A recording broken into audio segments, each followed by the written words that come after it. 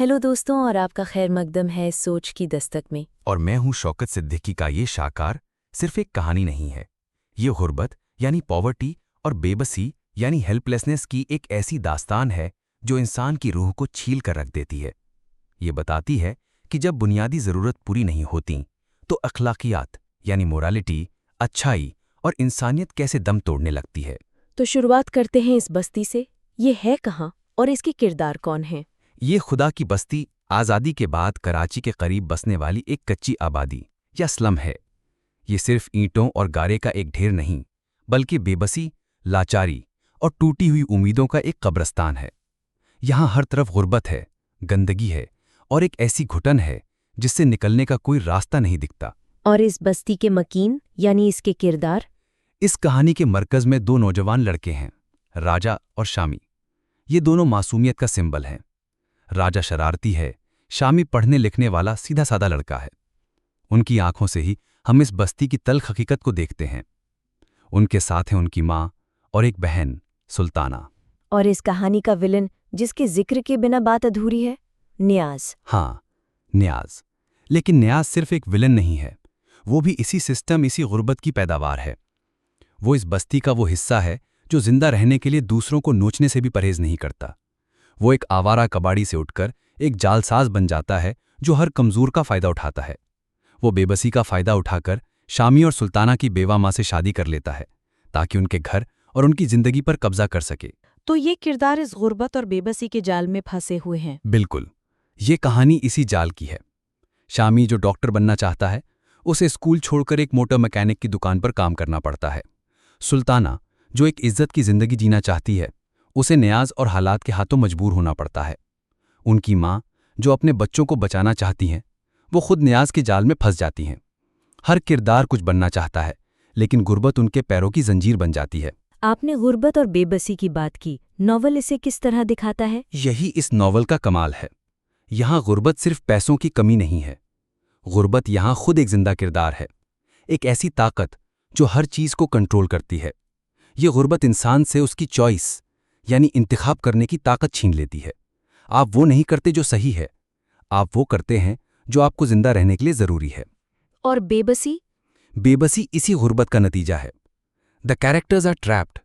राजा और शामी इस गंदगी से निकलने की कोशिश करते हैं, लेकिन सिस्टम, जिसमें नियाज जैसा आदमी, करप्ट पुलिस और मुआशरे की बेहिसी शामिल है, उन्हें वापस उसी दलदल में धकेल देता है। हर छोटी इसी उम्मीद को कुचल दिया जाता है। जब शामी की किताबें बेच दी जाती हैं, जब राजा को चोरी के झूठे इल्जाम में फंसा दिया जाता है, तो हम सिर्फ उनकी नहीं बल्कि पूरी इंसानियत की बेबसी देखते हैं। नॉवल में एक सोशल वर्कर या प्रोफेसर का किरदार भी है जो इस बस्ती को बदलना चाहता है। हाँ, और वो किरदार इस बेबसी को और गहरा कर देता है। वो बाहर से आया एक आइडियलिस्ट है जो स्कूल खोलता है, लोगों की मदद करना चाहता है, लेकिन आखिर में सिस्टम इतना करप्ट और ताकतवर है कि वो भी हार मानकर चला जाता है। शौकत सिद्दीकी ये दिखा रहे हैं कि ऊपर ऊपर से की गई मदद इस सिस्टम को बदल नहीं सकती। मसला बहुत गहरा है। तो ये नॉवल काफी अखलाकी सवाल भी उठाता है। क्या ये बस्ती वाकई खुदा की बस्ती है या खुदा ने इसे छोड़ दिया है? यही इस टाइटल का तंज यानी आयरनी है। ये नाम में एक सवाल है, क्या खुदा इसी बस्ती बनाता है या इंसान का बनाया वो सिस्टम ही इस हद तक जालिम हो जाता है कि वहां खुदा की रहमतें पहुंचना बंद हो जाती हैं? नॉवल इसका जवाब नहीं देता, ये सवाल पटक पर छोड़ देता है। अब आते हैं उस सवाल पर जो सबके जहन में है। इस नॉवल पर जब ड्रामा बना तो वो इतना कामयाब क्यों हुआ? गलियां सुनसान हो जाती थीं, लोग टीवी के सामने ऐसे बैठते थे जैसे उनके अपने घर की कहानी चल रही हो। इसकी कई बहुत अहम वजूहात हैं। सबसे पहली वजह थी रियलिज्म यानी हकीकत पसंदी। उस दौर की पीटीवी ड्रामाज अपनी रियलिज्म के लिए मशहूर थे। खुदा की बस्ती ने इसे एक नए लेवल पर पहुंचा दिया। कास्टिंग बिल्कुल ऐसी थी जैसे किरदार किताब से निकलकर सामने आ गए हों। सेट्स, कपड़े, बोलचाल का अंदाज, सब कुछ इतना असली था कि लोगों को लगा ही नहीं कि वो ड्रामा देख रहे हैं। उन्हें लगा वो किसी कच्ची आबादी में झांक रहे हैं। और दूसरी वजह? दूसरी वजह थी टाइमिंग। ये ड्रामा 1969 और फिर 1974 में आया।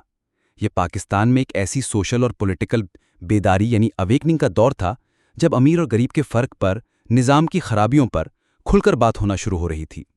इस ड्रामे ने उस वक्त की कौमी नब्स यानी नेशनल पल्स पर हाथ रख दिया। लोगों के दिल में जो गुस्सा और बेचैनी थी, उसे इस ड्रामे ने जबान दे दी। इसका मतलब है कि लोगों ने इसे आसानी से रिलेट किया। बिल्कुल। और तीसरी और सबसे अहम वजह थी इमोशनल कनेक्शन। राजा और शामी के किरदारों ने पूरी कौम को रुला दिया। उनकी मासूमियत, उनके टूटे हुए सपने और उनके साथ होने वाली नाइंसाफी ने हर देखने वाले के दिल को छू लिया। लोग उनके दुख को अपना दुख समझने लगे। नियाज का किरदार पाकिस्तान की टेलीविजन हिस्ट्री का सबसे मनहूस विलन बन गया। लोग उससे सच में नफरत करते थे। सुना है ड्रामे का असर इतना ज्यादा था कि उसने सरकारी एहलकारों को भी सोचने पर मजबूर कर दिया था। जी हाँ, ये सिर्फ एंटरटेनमेंट नहीं था, ये एक सोशल डॉक्यूमेंट बन गया था। इसने शहरों में कच्ची आबादियों के मसाइल को, उनकी जिंदगी की तलखियों को ड्राइंग रूम्स तक पहुंचा दिया। इसने एक बहस छेड़ी जिसकी उस वक्त शदीद जरूरत थी। इसीलिए कहते हैं कि ये वो ड्रामा था जिसने सरकारें हिला दीं। तो इस पूरी गुफ्तगू का खुलासा ये है कि खुदा की बस्ती गुर्बत और बेबसी का एक ऐसा आईना है जिसमें एक मुआशरा अपना चेहरा देखता है, और ड्रामा इसलिए कामयाब हुआ क्योंकि उसने इस आईने को पूरी ईमानदारी और ताकत से लोगों के सामने रख दिया। बिल्कुल। और इसकी सबसे बड़ी कामयाबी ये है कि ये आज भी उतना ही रेलिवेंट है। बस्ती के नाम बदल गए होंगे, चेहरे बदल गए होंगे, लेकिन गुर्बत और बेबसी का वो जाल, वो निज़ाम जो कमज़ोर को और कमज़ोर बनाता है, वो आज भी कहीं ना कहीं मौजूद है। दोस्तों, आपने खुदा की बस्ती पढ़ा या देखा है? आपके जहन पर इस कहानी ने क्या असर छोड़ा? अपने ख्यालात नीचे कमेंट्स में हमसे ज़रूर शेयर करें। और अगर आपको ये पॉडकास्ट पसंद आया हो तो इसे लाइक करें और अपने दोस्तों के साथ ज़रूर शेयर करें। मिलते हैं अगले एपिसोड में एक और सोच को दस्तक देने वाले मौजू के साथ। अल्लाह हाफिज।